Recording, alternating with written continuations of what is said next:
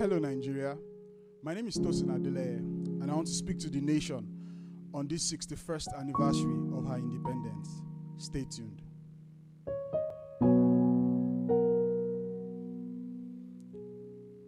I'll start by saying happy independence, Nigeria. And to a lot of people, you're wondering what is there to be happy about. What you feel more to the nation is anger. And you're angry when we say happy independence. But what is really the basis of your anger? Is your anger directed at a nation who did not make itself? Because wherever you see a nation, if you say Nigeria is bad, Nigeria did not become bad. Who made Nigeria bad?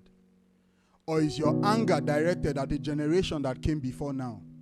You feel they would have done better, and Nigeria today will probably be like Canada, or Dubai, or the United States of America.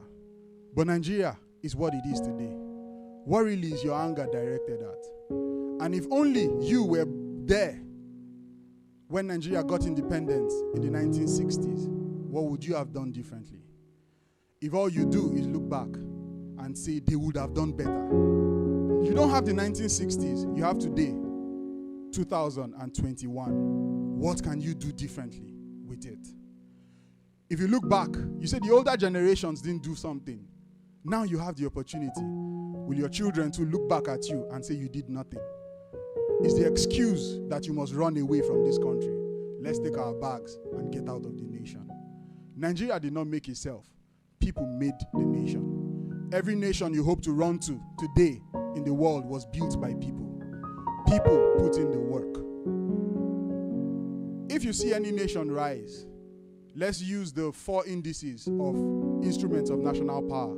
They either rise on the strength of diplomacy, or on the strength of information, or on the strength of military strength, or on the strength of their economy. If Nigeria must rise, we must choose one of all of these indices. Assuming we don't have the diplomatic ties to make us rise.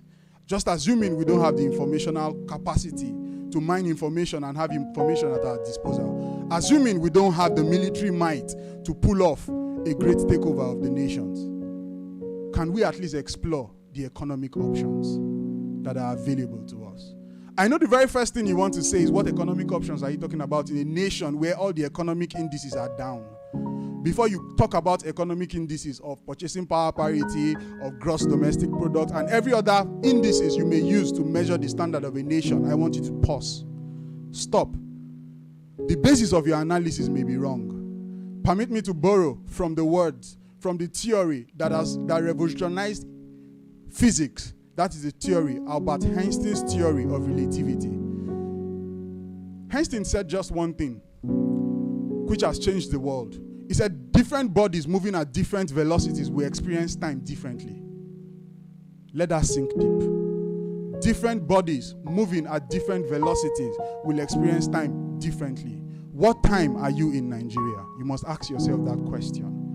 Assuming 2 vehicles left Port Harcourt on their way to Bayelsa, at time equals to 9 a.m.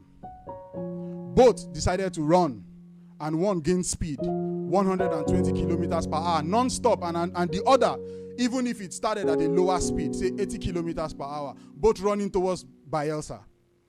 Along the way, if one of the vehicles, the one even with the 120 kilometers per hour, stops due to probably a flat tire or an engine malfunction, I can bet you that for the one who took off with 80 kilometers per hour, by the time you look at time, 45 minutes later, their experiences cannot be the same. You will realize that the one who stopped by on the wayside will experience time differently based on the speed and the acceleration that the other vehicle had. Nigeria and Africa had been slowed down. Yes, no doubt about that. Slavery did not do well. Colonialism did not do well.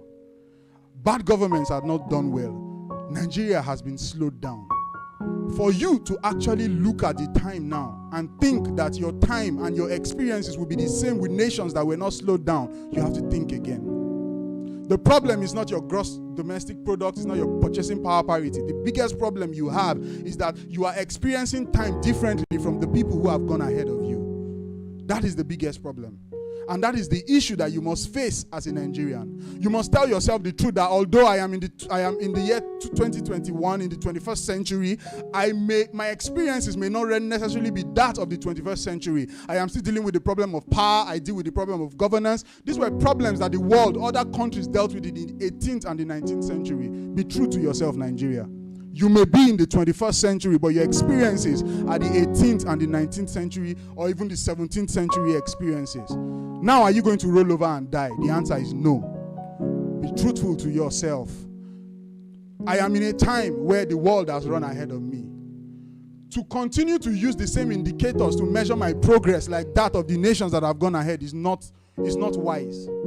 They have gone ahead. For example, I may be a 40-year-old man who maybe because of circumstances and everything, I find myself in a class where I am with people from in junior secondary school, for example, of GS3. I'm not going to measure my performance with those who are 40 years and doing their PhD. That would be unwise.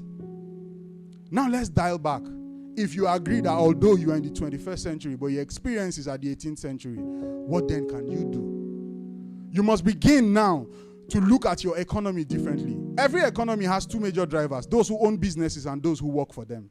They are the main drivers of every economy. I know you think that government policies are your problem, but really, if you look at the economic history of nations, you will realize that government policies are not necessarily the issues. Policies most times are made around the activities of the people who live in the country. If you begin to make certain kinds of moves, you realize that government will begin to organize around what you are doing. No government creates wealth, people create wealth. And you must begin to look in that direction. If you own a business, for example, why do you have a business? Do you just want to own a business, make money, take your children out of this country, let them get the life and escape all of this? If that is all you will do, then let's give you 60 years down the line. And let's look back at you again. And a generation will tell you you did not do what you needed to do. We must develop Nigeria. Nigeria has nobody. There will be no solution coming from anywhere. We must have homegrown solutions to every problem that we have. African solutions to African problems. Nigerian solution to Nigerian problems. Every nation that you have seen that has developed today at a point told themselves the truth. The world is faster than us. We must stop, look at what we have, and following that popular theory of David Ricardo, which says that nations must look at their comparative advantages. Begin to look, what do we have, what don't we have?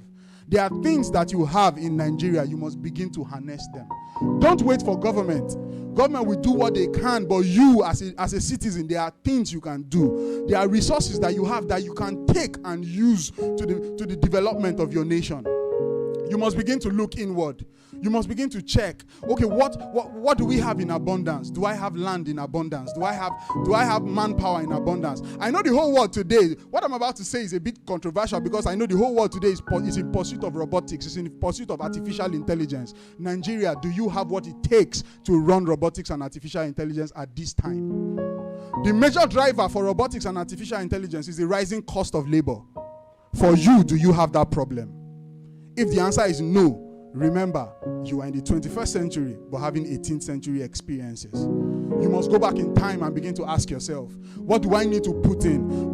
Yes, you don't have power. You can plan around not having power. Even the nations that are developed today, there were periods they did not have roads. There were periods they did not have power. But people stood up and said, we can do something differently.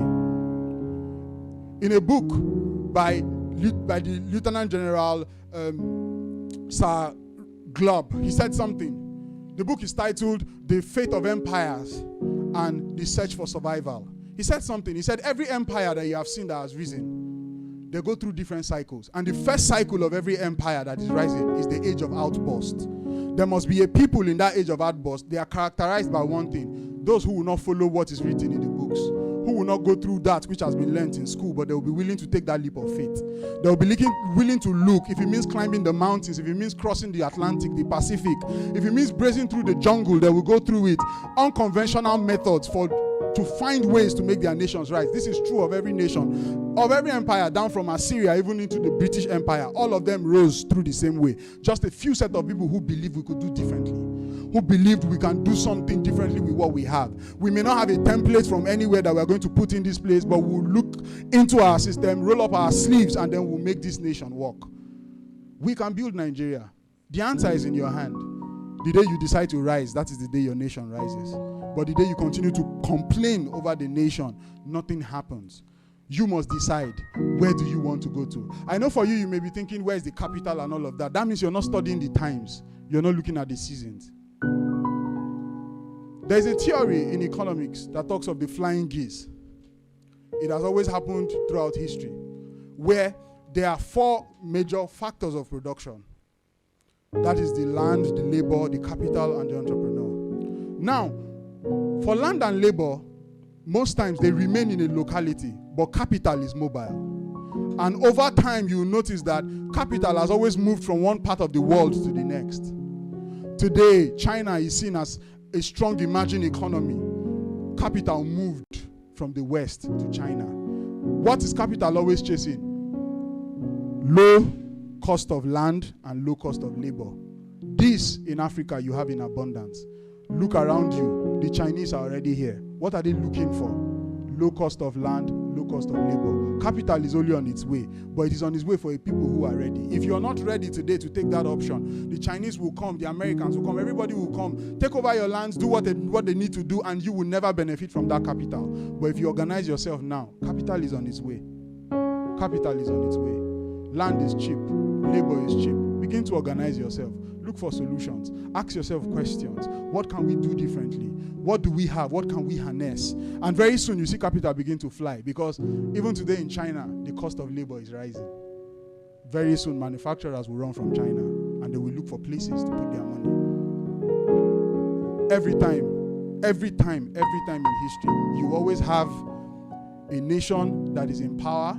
You have a nation that is emerging, and then you will have a nation that is preparing.